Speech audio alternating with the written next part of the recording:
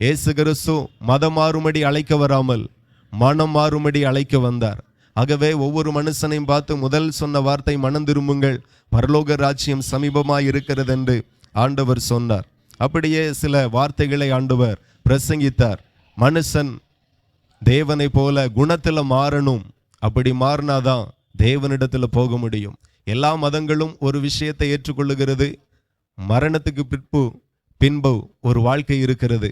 அது இந்த பூமியில நல்லவர்களாய் வாழ்ந்தால் மரணத்துக்கு பிறகு பரலோகத்துக்கு போவார்கள், இந்த பூமியில பாவியாய் வாழ்ந்தால் மரணத்துக்கு பிறகு நரகத்துக்கு போவார்கள் என்று சொல்லி இப்படி எல்லாரும் நம்புகிறார்கள்.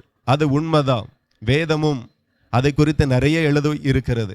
ஆகவே ஒரு மனுஷனும் கெட்டு போகிறது தேவனுடைய சித்தம் இல்லை. ஆகவே ஒவ்வொரு மனுஷனையும் சந்தித்து அன்றைக்கு இயேசு பேசினார். இன்றைக்கும் சபைகளில் நாங்கள் பேசி கொண்டு இருக்கிறோம், இனியும் பேசப்படும் இந்த வார்த்தைகள்.